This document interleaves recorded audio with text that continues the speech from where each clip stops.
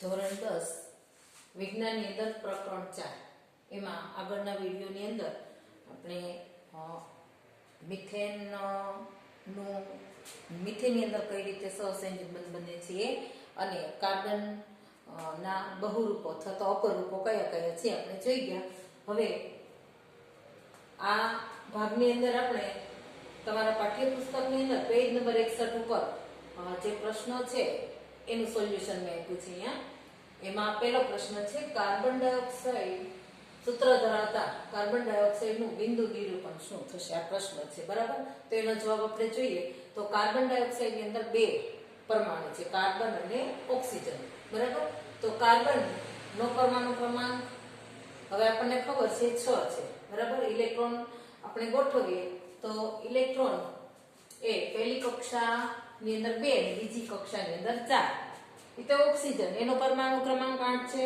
પહેલી કક્ષા કે ની અંદર 2, બીજી કક્ષા L જે છે એની અંદર 6 ઇલેક્ટ્રોન છે, બરાબર. હવે કાર્બનને 4 ઇલેક્ટ્રોનની જરૂર છે છેલ્લી કક્ષા પૂર્ણ કરવા માટે. અહીંયા કાર્બન જે છે એની છેલ્લી કક્ષામાં એને 4 ઇલેક્ટ્રોનની જરૂર છે, ઓક્સિજનને 2 ઇલેક્ટ્રોનની જરૂર છે. તો શું કરશે? એ 2 ઇલેક્ટ્રોનની ભાગીદારી કરશે. ઓક્સિજનના 2 પરમાણુ પાસેથી 2 ઇલેક્ટ્રોન એ મેળવશે, બરાબર. તો અહીંયા આપણે કાર્બન જે છે એના છેલ્લી કક્ષાના 4 ઇલેક્ટ્રોન મૂક્યા છે, ચોકડી કરેલા, બરાબર. આ કાર્બન જે છે એના 4 ઇલેક્ટ્રોન મૂક્યા. ઓક્સિજનના આપણે 6 મૂક્યા. આ ઓક્સિજન એમાં આ 2 4 અને આ 2 6. એટલે આ ઓક્સિજનના પણ આ 2 4 2 6 ઇલેક્ટ્રોન બતાવ્યા. હવે 2 ઇલેક્ટ્રોન 2 ઓક્સિજન પાસેથી 2 ઇલેક્ટ્રોન એ મેળવી અને ભાગીદારી કરશે. તો આ ઓક્સિજનના 2 ઇલેક્ટ્રોન આ કાર્બનના 2 ઇલેક્ટ્રોન વચ્ચે ભાગીદારી કરે તો આ ઓક્સિજનને 2 ઇલેક્ટ્રોન ઘટતા હતા ઓક્સિજનને. એટલે આ 2 ઇલેક્ટ્રોન ચોકડી વાળા છે એ આ ઓક્સિજનને મળશે, બરાબર. એટલે આના 8 ઇલેક્ટ્રોન થઈ ગયા. એટલે આ ઓક્સિજનને પણ એવી જ રીતે 8 ઇલેક્ટ્રોન થઈ ગયા. આ કાર્બનને 4 ઘટતા હતા તો એના ચોકડી વાળા 4 તો છે, આ બિંદુ વાળા બીજા, એટલે 8 ઇલેક્ટ્રોન એના થઈ ગયા. તો અહીંયા 2 ઇલેક્ટ્રોનની ભાગીદારી છે, 1 ને 2, અહીંયા 1 ને 2. તો અહીંયા બંધ બન્યો કાર્બન અને ઓક્સિજન વચ્ચે દ્વિબંધ. એટલે અહીંયા પણ એવી જ રીતે કાર્બન અને ઓક્સિજન વચ્ચે દ્વિબંધ અને અણુ જે બને છે એ CO2 કાર્બન ડાયોક્સાઇડ અણુ બને છે, બરાબર. એવી જ રીતે બીજો પ્રશ્ન પૂછ્યો છે, એમાં સલ્ફરના 8 પરમાણુથી બનેલ સલ્ફર અણુનું ઇલેક્ટ્રોન બિંદુ નિરૂપણ શું થશે? બરાબર. તો અહીંયા સલ્ફરની અંદર એક જ પરમાણુ છે, સલ્ફર. પરમાણુ ક્રમાંકની ખબર છે, પરમાણુ ક્રમાંક 16 છે, બરાબર. ઇલેક્ટ્રોન ગોઠવીએ તો K ની અંદર 2, L ની અંદર 8, M ની અંદર 6. ટોટલ 8 ને 2 10 ને 6 16 ઇલેક્ટ્રોન એના થઈ જવા જોઈએ. હવે અહીંયા છેલ્લી કક્ષા જે છે એ કક્ષાના બિંદુ આપણે દર્શાવવાના છે અને ઘટે છે 2. એટલે બીજા સલ્ફર પાસેથી બાજુના દરેક સલ્ફર પરમાણુ બાજુના 2 સલ્ફર પરમાણુ પાસેથી 1 ઇલેક્ટ્રોન એ મેળવશે.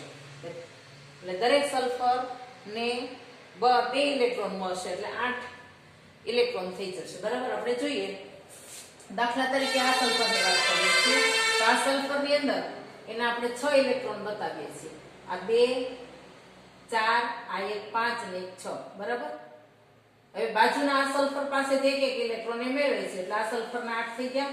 2 4 6 અને 8. એટલે દરેક સલ્ફરમાં આ સલ્ફરના આપણે 6 બતાવીએ. આ 1 2 3 4 5 અને 6 છે, બરાબર.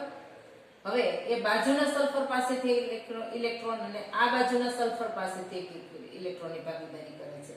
એટલે આ સલ્ફરના 2 4 6 અને 8 થઈ ગયા. એટલે આ રીતે 8 પરમાણુ સલ્ફરના 8 પરમાણુ એ 1 ઇલેક્ટ્રોનની ભાગીદારી કરી અને સલ્ફર વચ્ચે એક સહસંયોજક બંધ બનાવે છે. જો આ જે બંધ છે મેં અહીંયા બતાવ્યું 1 ઇલેક્ટ્રોન, આ બંધ છે અહીંયા બતાવ્યું. આ સલ્ફર અને સલ્ફર વચ્ચેનો બંધ અહીંયા એક બંધ, અહીંયા આ સલ્ફર અને સલ્ફર વચ્ચે એક. એ રીતે ક્રમિક બધા સલ્ફર પરમાણુ વચ્ચે 1 ઇલેક્ટ્રોનની ભાગીદારી થાય છે, એટલે એક સહસંયોજક બંધ. એટલે કેટલા પરમાણુ છે? 8 પરમાણુ. અહીંથી ગણીએ તો 1 2 3 4 5 6 7 ને 8 પરમાણુ. તો સલ્ફર નો અણુ કેટલા પરમાણુથી બનેલો છે? 8 પરમાણુથી. એટલે સલ્ફરનું અણુસૂત્ર લખવાનું કીધું હોય તો S8 લખાય છે. બરાબર. હવે આ છે એ સલ્ફરની વલય આકારની રચના છે. સલ્ફરના બે બહુરૂપો છે, રોમ્બિક સલ્ફર અને મોનોક્લિનિક સલ્ફર. એમાં બીજું આ એક વલય આકારનું છે અને બીજું જે છે એ સોય આકારનું છે, જેની રચના આ રીતે છે, ડબલ્યુ જેવી. એના પરમાણુ આ રીતે ગોઠવાયેલા છે. દરેક ખૂણા ઉપર એક એક સલ્ફરનો પરમાણુ છે. બરાબર. લખવું હોય તો આપણે આ રીતે લખી શકીએ. પહેલા એક ડબલ્યુ કરવાનો, દરેક ખૂણે એક એક સલ્ફર મૂકી દો, પછી એને ડબલ કરો, જ્યાં ખૂણો આવે ત્યાં સલ્ફર મૂકી દો. અહીંયા તમે ગણશો તો 8 પરમાણુ થશે. 1 2 3 4 5 6 7 અને એક અહીંયા વચ્ચે રહી ગયો છે 8. બરાબર. અહીંયા 8 નો સલ્ફર, એટલે કુલ 8 પરમાણુ S8. અહીંયા અણુસૂત્ર બેના સરખા હોય, પરંતુ એના જે ગુણધર્મો અમુક જે છે એ જુદા જુદા હોય, જેને લઈને બે અપરૂપો ધરાવે છે. તો અહીંયા આ સલ્ફરનું અણુ કઈ રીતે સહસંયોજક બંધ બનાવી અને અણુનું નિર્માણ થાય છે એના વિશે આપણે જોયું. હવે આ પછીના વિડીયોમાં જોઈશું.